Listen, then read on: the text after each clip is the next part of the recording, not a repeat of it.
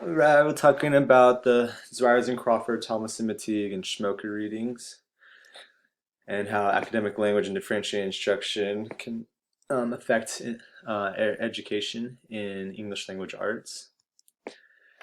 And so Zwires and Crawford spoke heavily on conversations in ELA, and a really good quote from this is oral language is a foundation for literacy and thinking.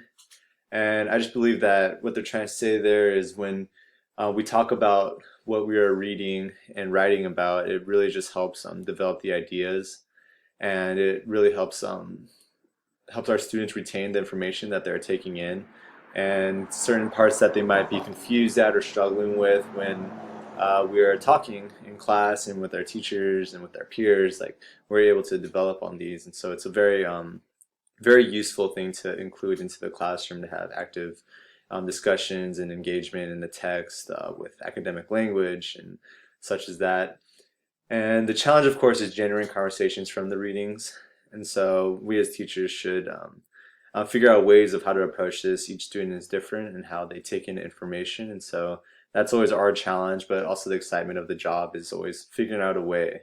Like we're like scientists at this, we gotta do trial and error and try new strategies and mix it up to always keep them like interested and engaged in new material.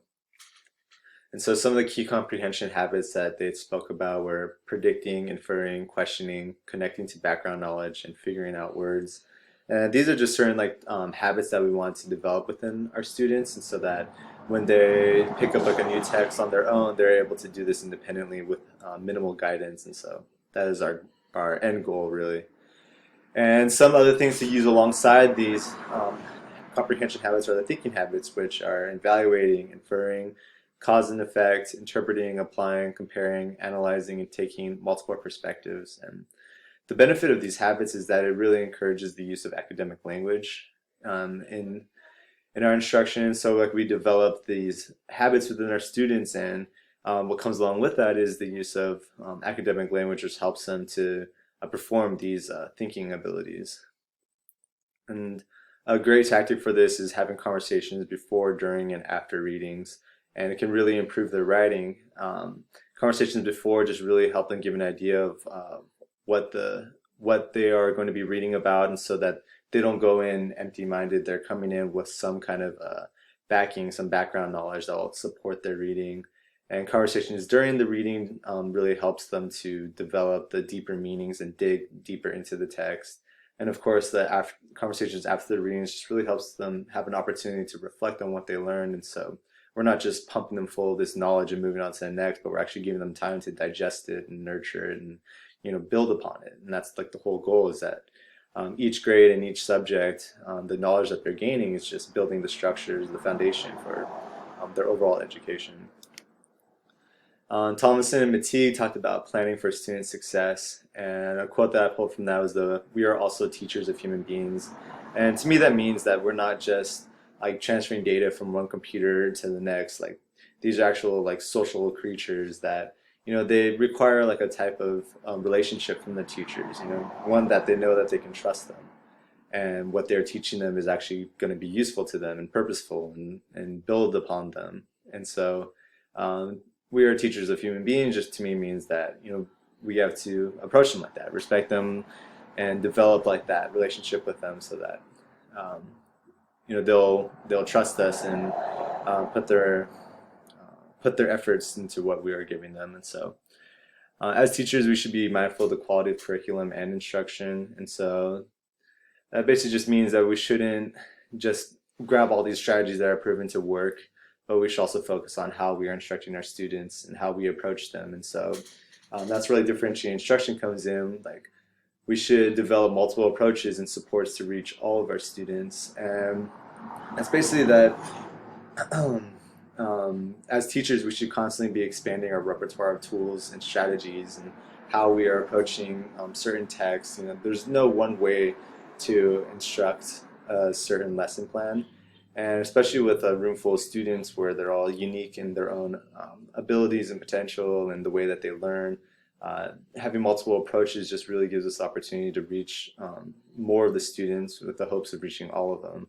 And the whole goal of differentiated instruction is that we're producing a lesson plan that has like a productive struggle for all levels. And so the more advanced students, if we're giving them the tasks that the struggling students are working with, they're gonna like storm through it. And so creating a lesson plan that allows for differentiation to challenge all the students in all skill levels is really the end goal. And some essential attitude and skills that we're speaking of in the Thomas Reader is the clarity, responsibility for learning success, respectful community awareness, classroom management, self-engaged students, flexible routines, expand on teaching strategies, and of course, reflecting on individual progress. So through clarity, we're basically just developing a roadmap. When the students know what to expect and what they're working towards, it really just helps them to remain focused and engaged because they know what the end goal is and they know, or they can track their own progress and how they're doing in achieving that end goal. And making connection with students just goes back to developing that relationship to build trust and show faith, and always be providing positive support to our students to encourage them to continue like pushing through, because a lot of the things we're going to teach them are going to be difficult and they're going to struggle, and we don't want them to just give up, but actually like push through that. And when they have their trust in us, that really helps them. And developing an atmosphere of respect, it really provides opportunity for our students. When our classroom develops this attitude, students are they're not as afraid of speaking up and voicing their opinions or asking questions when they're struggling with something.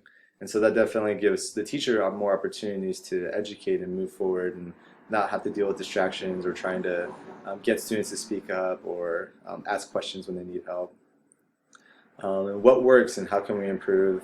This is a job for the teachers to always be mindful of what the strategies we are using, and when we're trying to incorporate these differentiated instruction into our lesson plans, not every tool will be the perfect fit for every class. And so just reflecting on what is working in our specific classrooms and specific students really helps us to build upon our lesson plans. And classroom management, of course, allows us to teach. It prevents any distractions when we have the respect of our students. It just makes the classroom much smoother. Student awareness of learning goals and needs just kind of goes back to the clarity of what they are working towards and what they're struggling with, and that it's not a bad thing. Like everyone struggles, and the struggle is part of the positive cycle that we work through. Responsive teaching is so responsive teaching kind of goes back to like the whole what works, and just always like expanding on the repertoire of tools that we have and strategies to bring lesson plans from multiple perspectives to our students. And of course, this helps us with avoiding monotony and continually providing engaging approaches, being mindful of the curricular goals and personal growth. And so that kind of like, we want to look at the individual and the class as a whole. As long as the students are moving forward, it doesn't matter if they're all in the same place or not, as long as they're like showing signs of growth, and that is like a good thing that we want to look for. And of course, it all comes down to the teacher's desire and willingness to put in the effort for all of our students.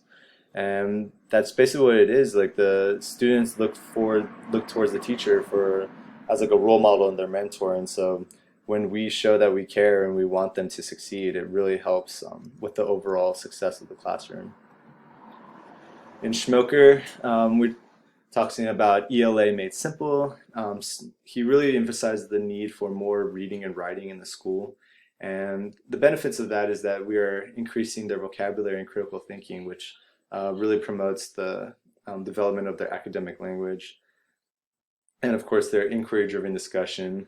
And so through explicitly teaching, modeling, and requiring participation is a big part of that. And the things that we talked about earlier with Thomason and McTeague about building like that respectful atmosphere and having good classroom management, that all really helps towards the participation in the classroom. The requirement shouldn't be us like pulling teeth to get them to speak up, but it's actually wanting them to speak up themselves because they're interested and engaged in the subject. And the importance of discussion, according to Schmoker, is that it develops the ability to judge, weigh evidence, consider multiple perspectives, and speaking with confidence and wisdom. And the speaking with confidence and wisdom to me is a big one, because it's easy to develop these, or it's not easy, but developing these abilities within our students is a big part of our goal. But building them enough where they have the confidence to speak up and like be intelligent and like knowing that what they're saying, not being too shy or bashful is like a big goal for me personally. Like I want them to leave my classroom knowing and or being confident in what they know and that they can continue to bring that into their later education. And schools must increase writing expectations. Smoker really emphasizes this again, speaking about how it proves to benefit college and career success. And this goes back to how we were talking about how discussion really helps with their writing abilities. And so I believe that having those active discussions with academic language would really support that as well. And he uses the word explicit a lot, which I like a return to explicit instruction. He's talking about how proven instructional fundamentals are still effective even today. When we give our students that direct instruction and we model it for them and we're showing them like this is how it's done, it's very beneficial for the students to see that and to build upon that. And so providing examples of good essays and providing examples of bad essays and having them being able to identify these mistakes, really helps them to identify these same mistakes within their own writings and they understand how to build upon it. And that is about it.